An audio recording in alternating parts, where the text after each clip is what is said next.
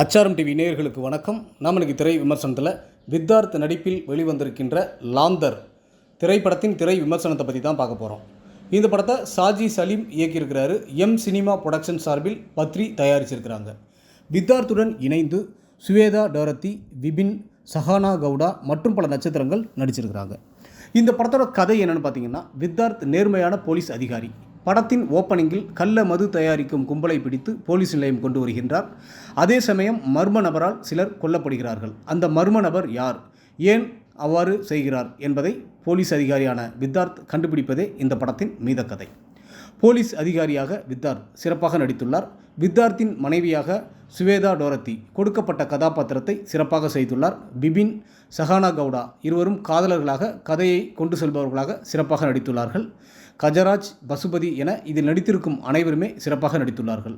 ஞான சௌந்தரின் ஒளிப்பதிவு படத்திற்கு பலம். பிரவீன் இசையில் பாடல்களும் பின்னணி இசையும் ரசிக்க வைக்கின்றது.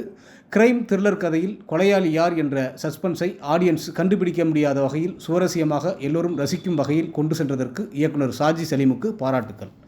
ஒட்டுமொத்த படக்குழுவினருக்கும் அச்சாரம் டிவி சார்பாக வாழ்த்துக்கள்.